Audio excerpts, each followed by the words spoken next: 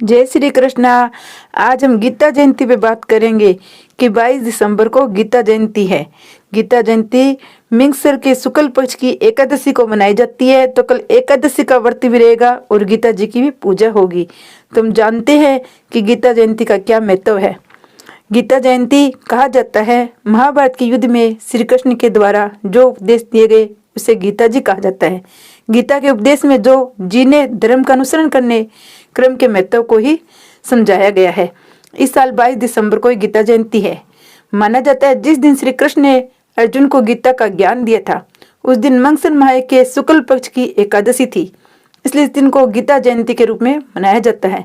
इस दिन उपवास करने की मान्यता है। गीता जयंती के दिन उपवास करने से मन पवित्र होता है, शरीर स्वस्थ रहता है, साथ ही समस्त पापों से भी छुटकारा मिलता है। कहा जाता है इस दिन भगवान श्री कृष्ण ने अर्जुन को धर्म कर्म को समझाते हुए उपदेश दिया था। महाभारत के युद्ध में श्री कृष्ण के द्वारा जो उपदेश दिए गए उसे गीता कहा जाता है। गीता के उपदेश में जीवन जीने धर्म का अनुसरण करने कर्म के महत्व को समझाते हैं। गीता एकमात्र ऐसा ग्रंथ है जिसकी हर साल जयंती मनाई जाती है। गीता को श्रीमद् भागवत गीता गीतोपनिषद के नाम से भी जाना जाता है। ऐसा कहा जाता है गीता के उपदेशों का अनुसरण करने से समस्त कठिनाइयों और शंकाओं का निवारण होता है। गीता में श्री कृष्ण के द्वारा बताए गए उपदेशों पर चलने से व्यक्ति को कठिन से कठिन परिस्थितियों में सही निर्णय लेने की क्षमता का विकास होता है। गीता के उपदेश में जीवन को जीने की कला, प्रबंधन, कर्म सब कुछ है। इसलिए इस दिन गीता जी का पाठ अवश्य करना चाहिए। हिंदू धर्म में श्रीमद् भागवत गीता की तरह ही गीता जयंती को बहुत महत्वपूर्ण माना जाता है। गीता में लिखे गए प्रत्येक श्लोक मनुष्य कल्याण के लिए लाभकारी माने जाते हैं। गीता के उपदेश के जरिए भगवान श्री कृष्ण ने मनुष्य को अच्छे बुरे और सही गलत का फर्क बताया है।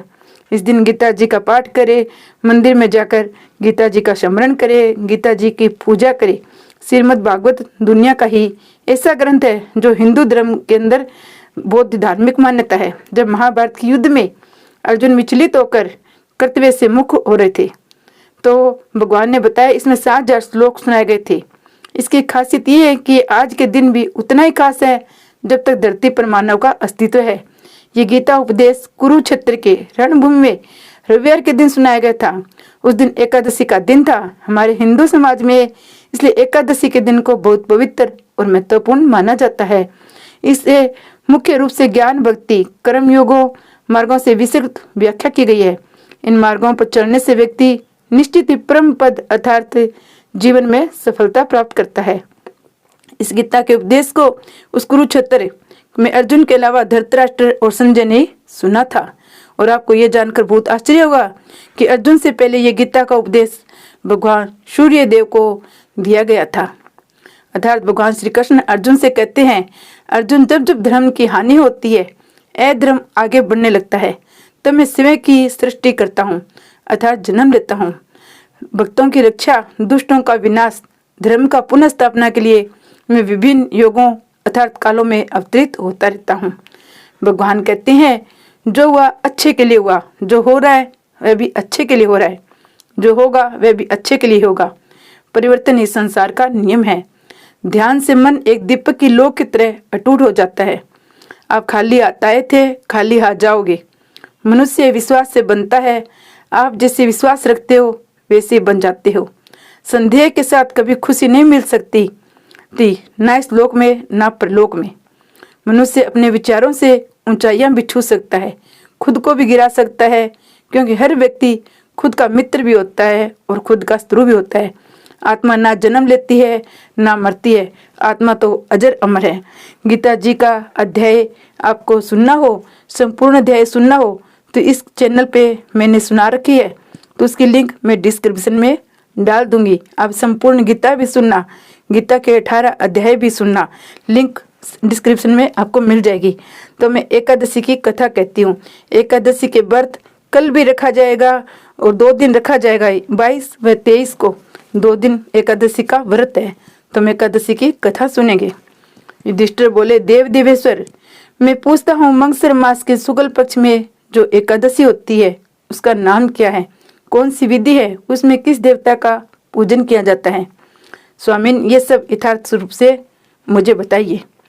श्री कृष्ण ने कहा, मंगसर मास के श्री कृष्ण पक्ष में उत्पत्ति नाम की एकादशी होती है और शुक्ल पक्ष में मंगसर मास के कृष्ण पक्ष में उत्पत्ता नाम की एकादशी होती है, जिसका वर्णन मैंने तुम्हारे समक्ष कह दिया है। अब शुक्ल पक्ष की एकादशी का वर्णन करूंगा, जिसके श्रवण मात्र से वाजपेयी यज्ञ का फल मिलता है। उसका नाम है मोक्ष एकादशी, जो सब पापों का अपहरण करने वाली है। हे राजन, उस दिन यत्नपूर्वक तुलसी की मंजरी तथा धूप दीप आदि से भगवान दामोदर का पूजन करना चाहिए। पूर्वोक्त विधि से दशमी और एकादशी के नियम का पालन करना उचित है। मोक्षा एकादशी बड़े बड़े पातकों का नाश करने वाली है। उस दिन रात्रि में मेरी प्रसन्नता के लिए नृत्य, गीत और स्तुति के द्वारा जागरण करना चाहिए। जिसके पितर पापवश नीच योनि में पड़े हैं, वे इसका पुण्य दान करने से मोक्ष को प्राप्त होते हैं। इसमें तनिक भी संदेह नहीं है। पूर्व काल की बात है, वैष्णव से विभूषित परम रमणीय चंपक नगर में बैसाखा नामक राजा रहते थे। वे अपनी प्रजा को पुत्र की भांति पालन करते थे। इस प्रकार राज्य करते हुए राजा ने एक दिन रात को स्वप्न में अपने पितरों को नीच योनि में पड़ा हुआ देखा। उन सबको इस अवस्था में देखकर राजा के मन में बड़ा विस्मय हुआ। प्रातःकाल ब्राह्मणों से उन्होंने उस स्वप्न का सारा हाल कह सुनाया। राजा बोले, ब्राह्मणों, मैंने अपने पितरों को नरक में गिरा देखा है। वे बार बार रोते हुए मुझसे यो कह रहे हैं कि तुम हमारे तनुज हो, इसलिए इस नरक समुद्र से हम लोगों का उद्धार करो। दिविज बरो, इस रूप में मुझे पितरों के दर्शन हुए हैं, इससे मुझे चैन नहीं मिला। क्या करूं, कहाँ जाऊं, मेरा हृदय रोधा जा रहा है। दिविजोतम, ये व्रत, तप व योग जिससे मेरे पुरुष तत्काल नरक से छुटकारा पा जाए, बताने की कृपा करे। मुझ बलवान एवं साहसी पुत्र के जीते जी मेरे माता पिता घोर नरक में पड़े हुए, ऐसे पुत्र से क्या लाभ है। ब्राह्मण बोले, हे राजन, यहाँ से निकट ही पर्वत मुनि का महान आश्रम है। वे भूत और भविष्य के विज्ञाता है। हे नरश्रेष्ठ, आप उन्हीं के पास चले जाइए। ब्राह्मणों की बात सुनकर महाराजा बैसाखनस सिंगरी पर्वत मुनि के आश्रम पर गए। वहां उन्होंने मुनि श्रेष्ठ को देखकर उन्होंने दंडवत प्रणाम करके मुनि के चरणों को स्पर्श किया। मुनि ने भी राजा से राज्य के सातों अंगों की कुशल क्षेम पूछी। राजा बोले, स्वामिन, आपकी कृपा से मेरे राज्य के सातों अंग कुशल है, किंतु मैंने स्वप्न में देखा है मेरे पितर नरक में पड़े हुए हैं। अतः बताइए किस पुण्य के प्रभाव से उनका वहां से छुटकारा होगा। राजा की ये बात सुनकर मुनि श्रेष्ठ पर्वत एक मुहूर्त तक ध्यान अस्त रहे। इसके बाद वे राजा से बोले, हे महाराज, मंगसर मास के शुक्ल पक्ष में जो मोक्षा नाम की एकादशी होती है, तुम सब लोग उसका व्रत करो, उसका पुण्य पितरों को दो। उस पुण्य के प्रभाव से उनका नरक से उद्धार हो जाएगा। भगवान श्री कृष्ण कहते हैं, युधिष्ठिर, मुनि की यह बात सुनकर राजा पुनः अपने घर लौट आए। जब उत्तम मंगसर मास आया तब राजा ने बेखनन से मुनि के कथानुसार मोक्षा एकादशी का व्रत करके उसका पुण्य समस्त पितरों सहित पिता को दे दिया। पुण्य देते ही क्षण भर में आकाश से फूलों की वर्षा होने लगी। बेखांस के पिता पितरों से नरक से छुटकारा पा गए। आकाश में आकर राजा के प्रति ये पवित्र वचन बोले, बेटा, तुम्हारा कल्याण हो। ये कहकर वे स्वर्गलोक को चले गए। हे राजन, जो इस प्रकार कल्याणमयी मोक्षा एकादशी का व्रत करता है, उसके पाप नष्ट हो जाते हैं। मरने के बाद वह मोक्ष प्राप्त कर लेता है।